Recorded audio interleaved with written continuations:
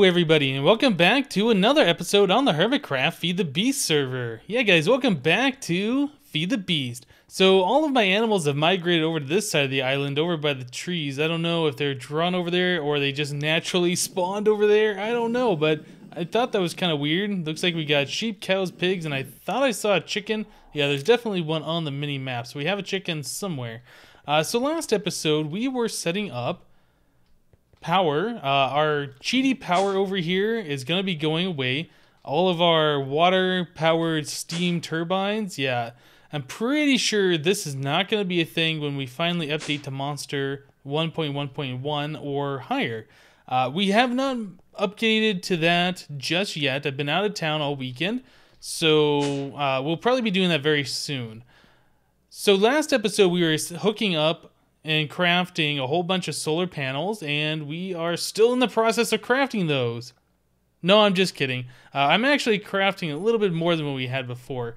Okay, so if we look over here, solar panels, yeah, we have 4 of these high voltage solar arrays. So each one of these is 512 solar panels, and they put out 512 EU a tick. So we have 2048 EU a tick, I believe. So we are doing pretty good on this.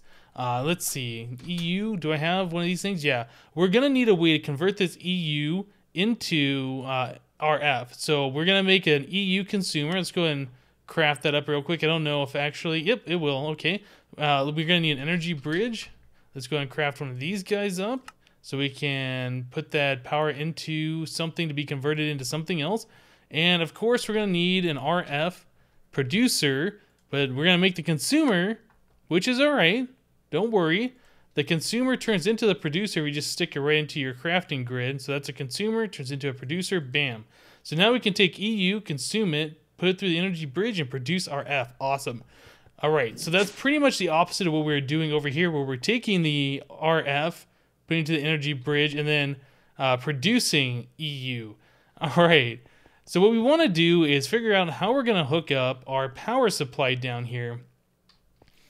I guess the first thing we should do is probably remove an entire side, fill in the water, and start laying down some stuff. Now another thing we need to consider though is the Industrial Craft 2.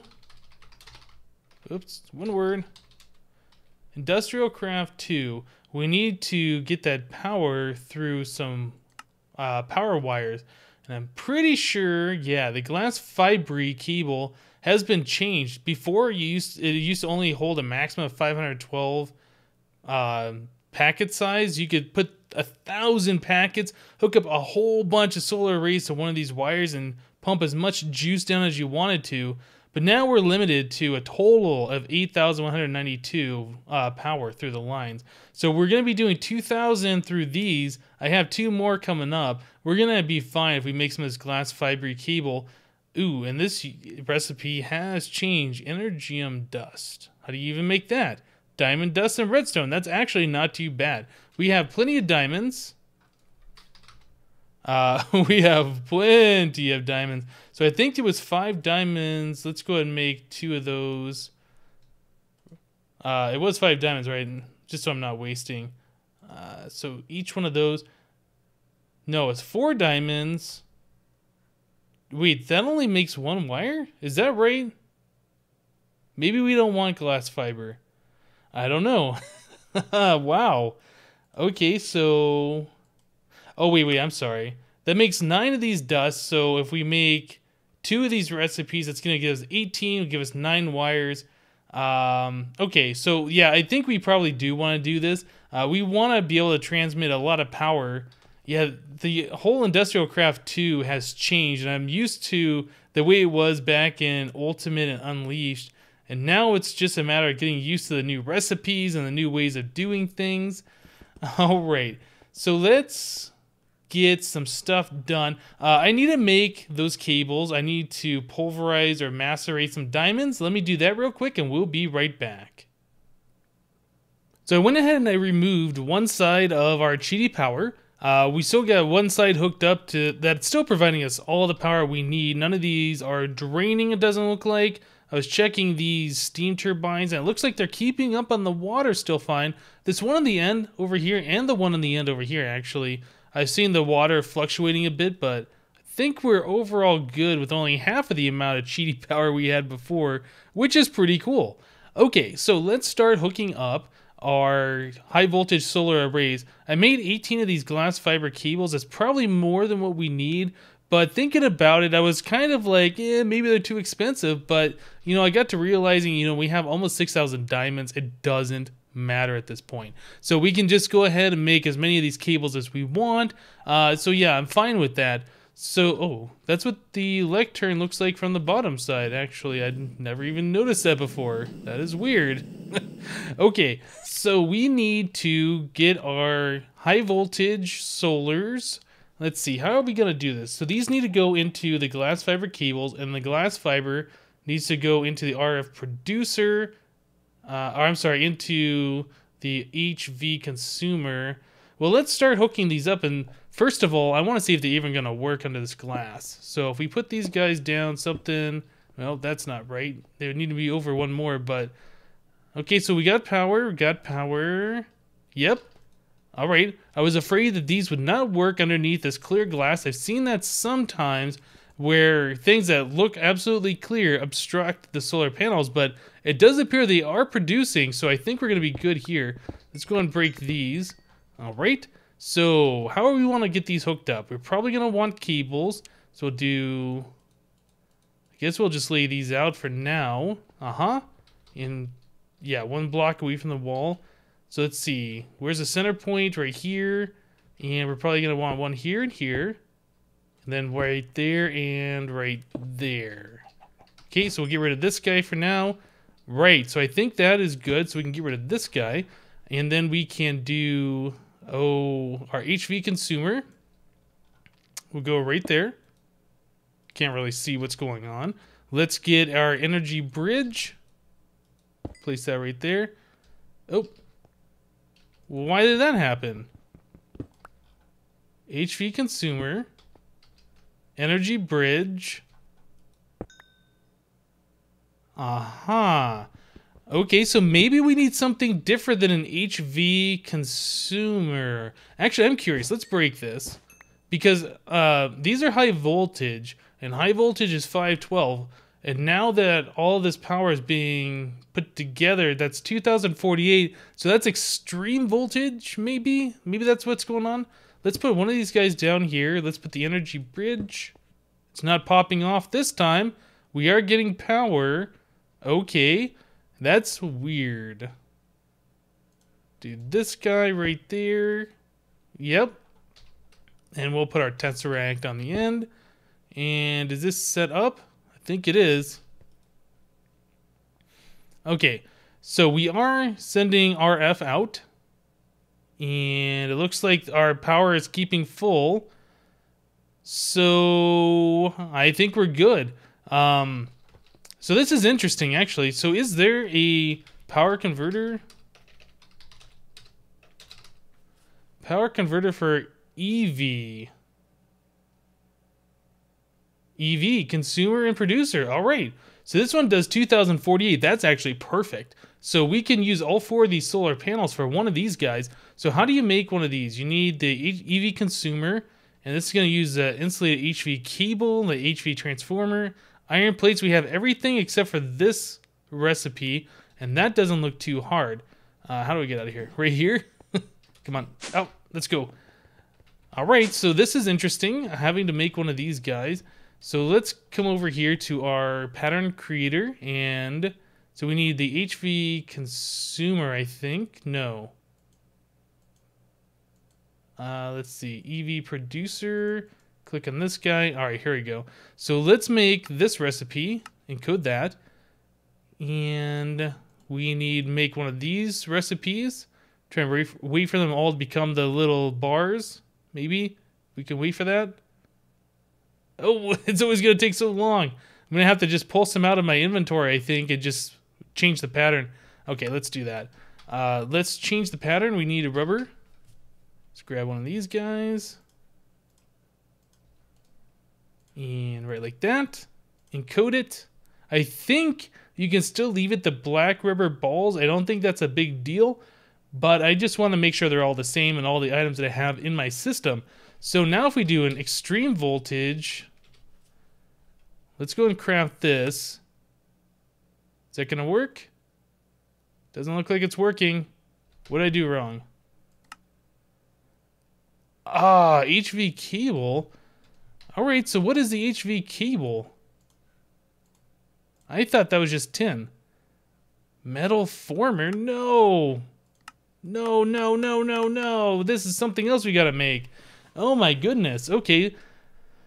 Ah, and we have to put an iron plate through there. You know, this reminds me a lot of Greg Tech, unfortunately.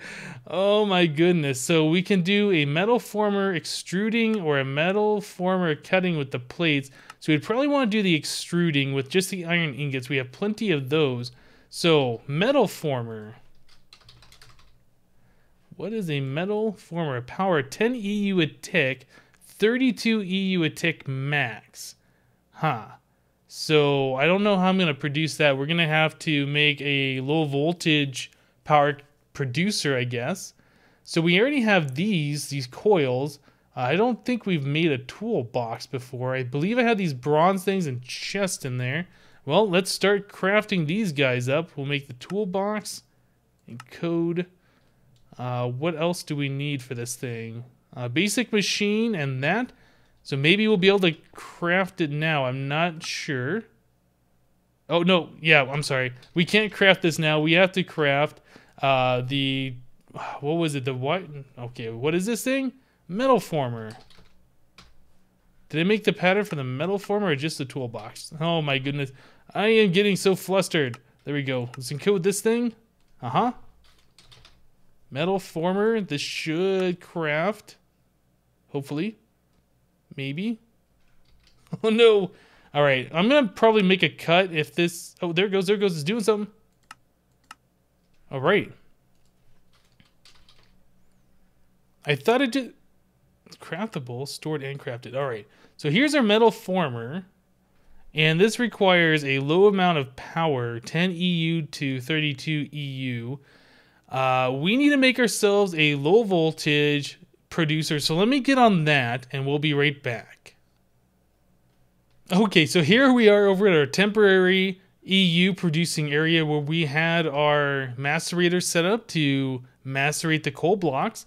So we have the same thing, our RF consumer going into an energy bridge, and then I made the EULV producer. So now we should be able to put this metal former down, hopefully. Looks like we're good. It's gaining power. Oh, this has upgrades. Okay, so we can put it next to this guy. I might want to do that depending on how slow this is. I assume it's going to be really slow. So let's get some iron. Put iron in here. Oh, that's not terribly bad. But if we're mass producing this stuff, we're definitely going to want this super fast. So there's our 4 HV cable. So if I put that over here, is that okay? There we go. There's our EV consumer. Nice. So now that's all set up. We can come back over here to our main power area. We'll get rid of this guy, get rid of this guy, this guy. Come on, break. Oh, and we can put our cable and EV consumer. Nice. So at this point, we can now put down our energy bridge. Nope, that still popped off. So, oh, that was the HV. EV consumer. My bad. There we go. So that didn't pop off that time. And now we can do an RF producer. There we go. And now we can get this guy. Stick that on there. And we should be making legit power now. So how's this? Yeah, EV in. Only 300. And we're producing 600 RF. So it looks like it's almost 1 EU to 2 RF. So if we're making 2,048, that's 4,096 RF that we can make, which I do believe is even more than both of our cheaty power that we had going. That's actually quite a lot. Yeah. Okay. So that's a way that we can make our power. Very good. Very good. I wonder, maybe we can make this look a little bit better than having it sitting out like this. Maybe if we stack all this up in the air. Let me go ahead and move some of these things. Let's move this. Take this and the energy bridge. Where's the energy bridge? Right here. So if we stick that right there, is that going to do anything bad? I don't think so. We can stick the RF producer right here. And finally, the Tesseract right on top. I think this might make it look a little bit nicer. Well, it looks like something anyway. So we can, well, can we put any more on this? I don't think so, because the EV consumer can only take 2,048. I was going to say maybe we can stick another solar here and another solar here. Maybe I will just put these solar panels next to each other, since it doesn't really matter to have them spread out. We can just have a little bit of walking room around them. Do this and this and that. Okay, so there we go. I guess that looks like something. Maybe not the prettiest thing in the world. In fact, we could probably take this whole thing and stick it under the ground. So the only thing we see is the HV consumer. We can move it all down one block and hide all the wires. So the only thing we see is the high voltage solar arrays. Yeah, there's a few things we could do here to make this look a little bit nicer. Let me go ahead and do that. We're going to go and get rid of the cheaty power on the other side. I'm going to make another one of these, and we'll be right back. Alright, so all the cheaty power has been finally removed. We're now in legitimate power. Might not be the most interesting power source, but we do have power once again. So this is kind of what I've decided to go with. I've instead all the stuff below the ground. I don't know. It's not really a whole lot to look at anymore, but you know, showing all the wires and the power converters, that's not exactly anything you want to look at either. So I think we're just going to leave it like this. I might even spread it out a little bit more. Maybe I will move these solar panels over one more, just so we have like these borders going around them, similar to how this is. Still something I can play around with a little bit later. So I am still waiting on 3 more of those high voltage solars to be created.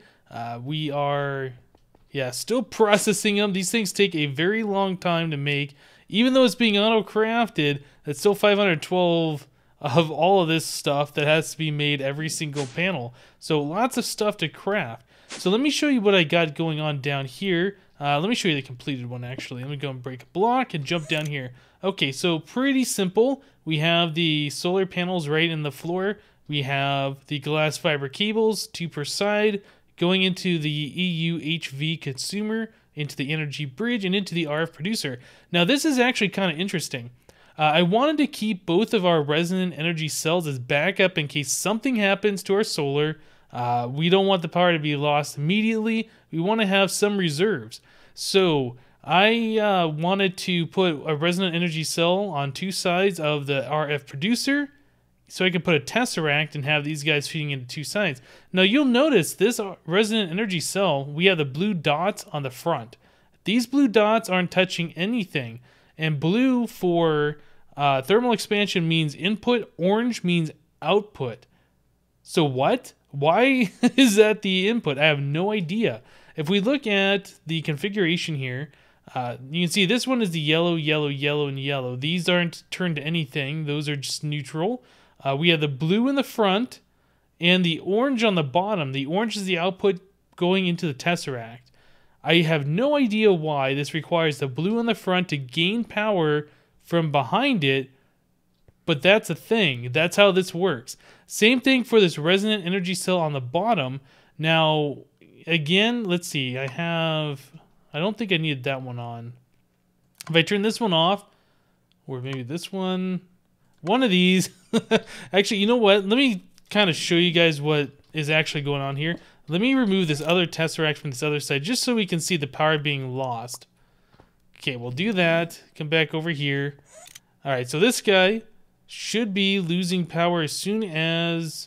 So this one has to be orange facing the tesseract. Nope. Something... Oh, man, I had this going a little while ago. Let me turn these all blue again. Oh, wait, blue's the input. We want them all orange. Okay, so the orange is going into this tesseract, but... Alright, so are we losing power?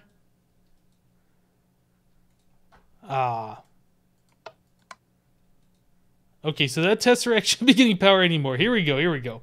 Okay, so this resonant energy cell is now the only power production that we have, and it's draining its power.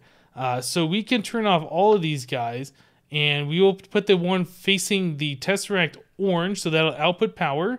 You see we're still draining. Now if I put the one on the bottom side to blue, that's where it gains the power.